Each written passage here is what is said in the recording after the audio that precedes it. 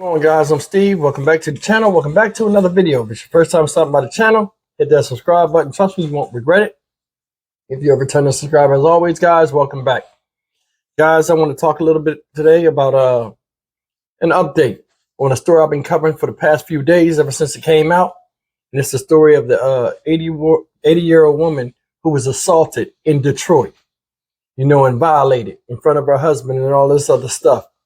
And I covered that story, and then I covered the story yesterday as a follow-up about how I gave everybody props out there in the Detroit community for coming together and working with police and trying to find this guy.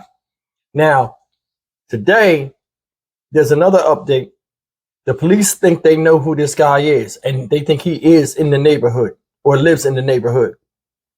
And they have an idea who he is, and they just narrowing suspects down. But this is what I want to tell you about today. And I thought this was wild. While they were doing an interview with the news, supposedly the assailant or suspect walked right past them and somebody spotted him. And then this is what happened. Check it out.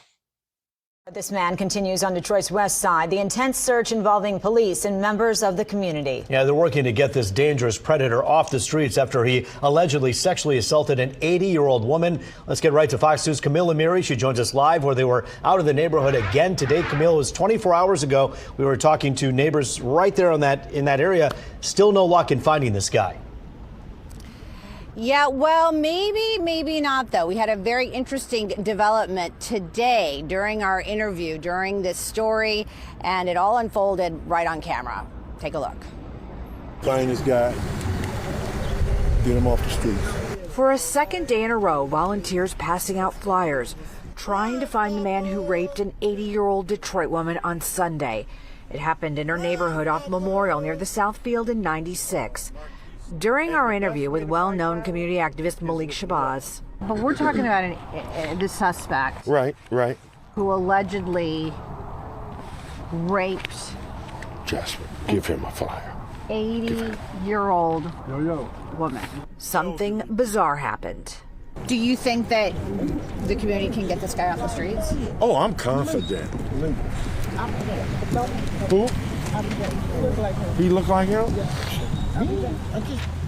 He look like him? Yeah, he just looked back. He did, yeah. He looked just like. And he was maybe I'm looking wrong. over there. Maybe we wrong. Maybe I'm wrong. Yeah. Better safe than sorry. His walk just looked kind of like the Maybe walk I'm in the wrong. video. This is surveillance video of the alleged suspect. Investigators released it on Wednesday. You go there. Let me go. Okay. Malik Shabazz on the phone with police. The few people out here with me said it looked like him, and he was looking at us, and he ducked. He ducked out. He's in like tannish, brownish. Is that him, Jasper? Then he cut through the playground at Dawson. He kept looking back at us, and we're coming. And then he ran. He started running.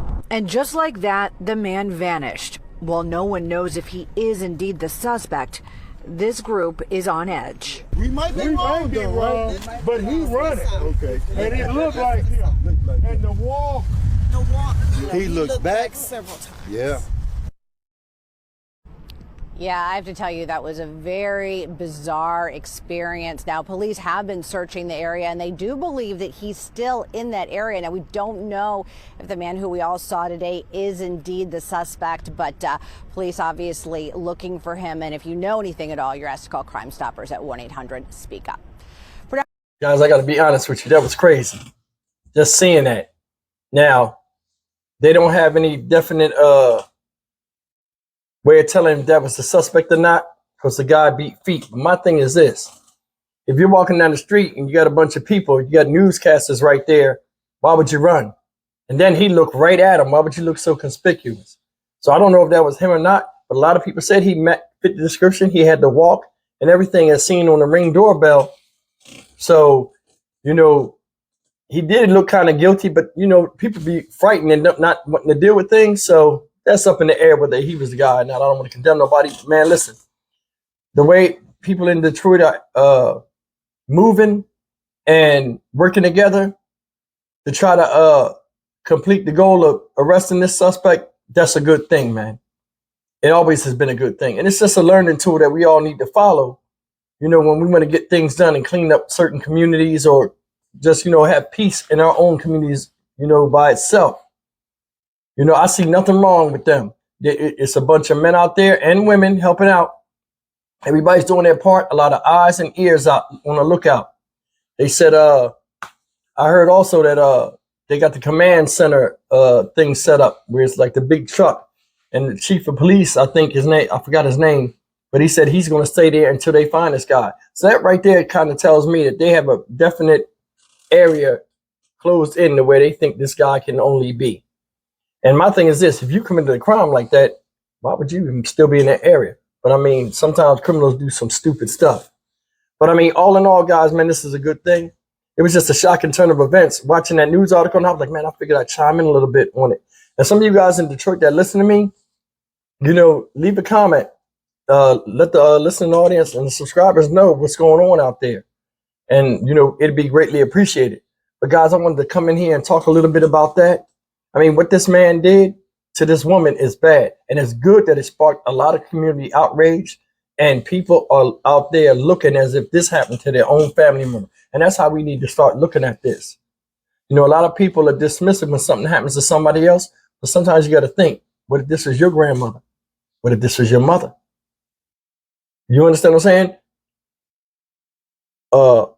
Elderly, children, the handicapped, and those who can't fend for themselves need to be top priority in our neighborhoods as far as their survival. And it's nothing else to say about it. Guys, leave me a comment, man. Tell me what y'all think. You think it was the guy? I mean, we just guessing, this hearsay, but why did he run? I don't understand that. And it's like, you make yourself look guilty. But as always, guys, like, comment, share, and subscribe. I just gave my 2 cents. I'm Stock Market Steve. I'll see you guys in the next video. Take care.